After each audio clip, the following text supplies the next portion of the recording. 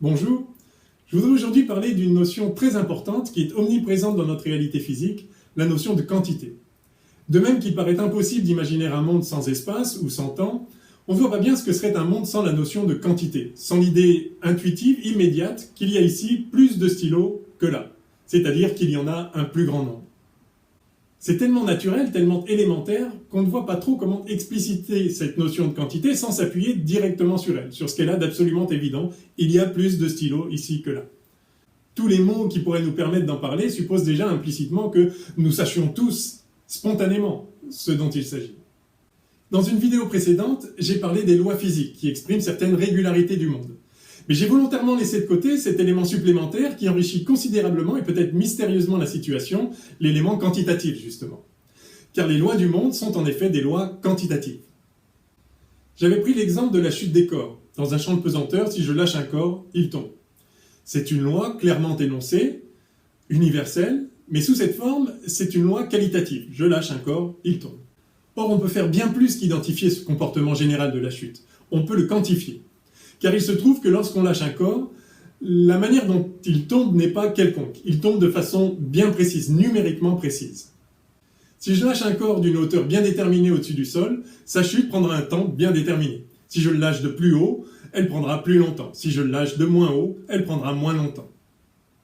Le fait qu'un corps mette toujours tel temps bien précis à tomber d'une hauteur déterminée est une vérité du monde au même titre que le fait qu'il tombe, mais c'est une vérité plus riche. Elle est à la fois qualitative et quantitative. On voit bien que ce n'est pas la physique ou la formulation mathématique qui mettent des nombres dans le monde. Ils y sont. Et c'est pour cette raison qu'une formulation mathématique est non seulement possible, mais en réalité inévitable. De même, Pythagore, ou l'école pythagoricienne, n'a pas introduit des nombres dans la musique, elle les y a découverts, et c'est ça qui était bouleversant. Passer à l'octave supérieure revient à multiplier la fréquence par 2, c'est ainsi. Puis pour passer à la quinte encore au-dessus, il faut multiplier par 3. Pour la chute des corps, si vous lâchez un objet d'une hauteur de 4,90 m environ, disons 5 mètres, il mettra 1 seconde à tomber. Et au bout de 2 secondes de chute libre, il aura parcouru 20 mètres environ. Je dis environ parce que j'arrondis, mais le point clé est que la distance parcourue en un temps donné sera toujours la même. Peu importe sa valeur exacte. Ce qui compte, c'est que cette valeur soit exacte, et toujours exactement la même. C'est en ce sens que l'on peut dire que la loi de la chute des corps, identifiée par la physique, est une loi quantitative. Mais qu'est-ce qu'une quantité au juste ? Une quantité a quelque chose à voir avec les nombres, bien sûr, et avec le comptage. Mais qu'est-ce qu'un nombre ? Il n'est pas si simple de répondre à cette question. On peut dire que les nombres servent à mesurer des grandeurs, qu'ils sont des quantificateurs, mais on tourne en rond. Qu'est-ce qu'une quantité ? Il serait peut-être plus juste d'ailleurs à ce stade de parler de multiplicité. Je dis qu'il y a ici 2 stylos, ou que ma main a 5 doigts, 1, 2, 3, 4, 5, parce que je considère plusieurs entités de même nature. Ces 2 stylos sont distincts, ce ne sont pas le même stylo, mais ce sont tous 2 des stylos, et il y en a 2. Le problème n'est pas dans l'utilisation du mot 2, bien sûr, c'est une convention de langage, d'ailleurs dans une autre langue, on utilise un autre mot. Mais l'idée, lorsque je dis qu'il y a 2 stylos, c'est que je reconnais qu'il n'y en a pas qu'un, mais qu'il y en a un de plus, et seulement un de plus. 3 stylos, c'est encore un de plus. Autrement dit, j'identifie une unité, l'entité stylo, et ensuite je repère la multiplicité de ces unités. Et j'établis dans cette multiplicité ce qu'on appelle une relation d'ordre qui permet de comparer une multiplicité à une autre. Essentiellement, lorsque je dis que la multiplicité à 5 stylos est plus grande que la multiplicité à 3 stylos, j'entends par là que lorsque j'ai 5 stylos, j'en ai déjà 3, et puis en plus, j'en ai 2 autres. Et bien sûr, ceci n'explique en rien ce que sont les nombres ou ce qu'est la quantité, car lorsque je dis que j'ai 3 stylos et puis en plus 2 autres, le mot plus contient déjà l'idée de quantité. Mais nous comprenons parce que justement, nous partageons tous cette notion, cette catégorie, qui fait partie de notre perception, de notre représentation du monde. La suite des nombres qui quantifient ces multiplicités se génère ainsi de manière itérative. On commence avec 1, puis si on ajoute une unité, on obtient la quantité juste supérieure qu'on appelle 2. Et si on ajoute encore 1, on passe à la quantité suivante, 3, et ainsi de suite. Chaque nombre génère le suivant exactement de la même manière que le précédent l'avait généré lui-même. Ce processus est naturel, il est totalement évident, il nous est donné avec le monde. Et c'est précisément pour cette raison qu'on ne saurait l'expliquer en dehors de lui-même. C'est pourquoi ces nombres s'appellent en mathématiques les entiers naturels. Entiers parce qu'il n'y a pas de fraction, pas de demi, de tiers, de quart, pas de chiffre après la virgule si on veut. Et on les dit naturels parce qu'ils le sont. À propos de ces nombres, le grand mathématicien Kronecker, au XIXe siècle, a dit cette chose géniale: Dieu a créé les nombres entiers, tout le reste est l'œuvre de l'homme.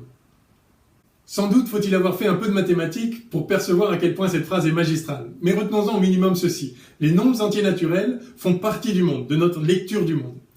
Ils sont des éléments premiers, donnés par Dieu, dit Kronecker, donnés avec la nature, à partir desquels on peut faire d'autres choses si on le souhaite. Repérer des structures, quantifier ceci ou cela, identifier des régularités dans le monde d'ordre quantitatif.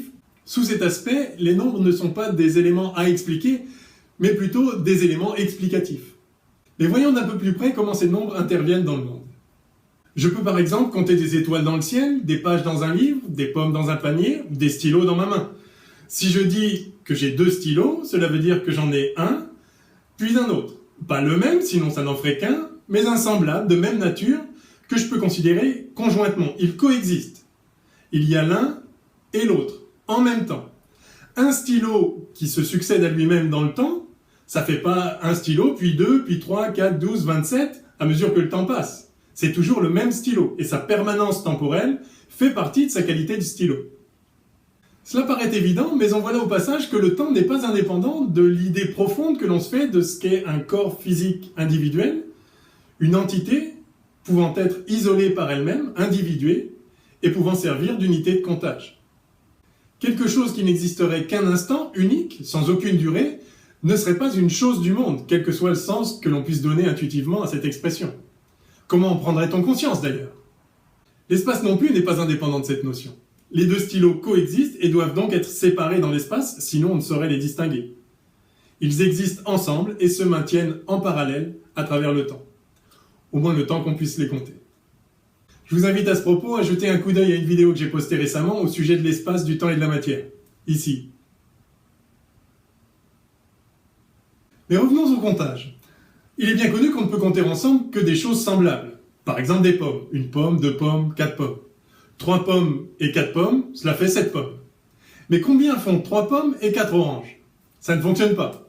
Ou alors si, ça fait 7 fruits. Pour compter ensemble des pommes et des oranges, il faut ôter aux pommes leur qualité de pommes et aux oranges leur qualité d'orange. Il faut abstraire ces qualités particulières pour ne leur laisser que leur qualité commune, celle d'être un fruit. Et on peut continuer, additionner des fruits, des légumes, des rivières, des poèmes, des galaxies. Il faut simplement abstraire une à une toutes les propriétés qui distinguent les entités que l'on considère, jusqu'à les rendre comparables, ou en tout cas ne considérer en elles que ce qui les rassemble. In fine, il ne leur reste plus que la propriété commune d'être une chose, une entité distincte, identifiée par elle-même. Une quantité, une multiplicité, une fois abstraite de tous ces qualificatifs particuliers, devient un nombre pur. Un nombre pur, c'est un nombre inqualifiable, sans qualificatif, ni stylo, ni pomme, ni bicyclette. C'est un nombre abstrait de tout. Que reste-t-il alors? Un nombre pur, justement. Qu'est-ce que c'est véritablement? Mystère. Mais nous savons tous comment cela fonctionne. C'est inscrit dans notre rapport au monde. C'est constitutif de notre participation à la réalité physique, comme l'espace, le temps ou la matière. Bon, j'ai bien conscience que tout ce que je viens de dire est parfaitement élémentaire et totalement trivial, peut-être donc inintéressant. Mais je voulais faire cette introduction, qui me paraît néanmoins utile, avant d'aborder un point très important qui concerne ce qu'on appelle de manière générale les grandeurs physiques. Ces grandeurs physiques entretiennent, avec la notion de quantité et de nombre, un rapport très semblable à celui que je viens d'évoquer, mais en fait un petit peu différent. Juste un peu, mais cela change tout. C'est un point fondamental, à mon avis, qu'on a malheureusement souvent tendance à négliger.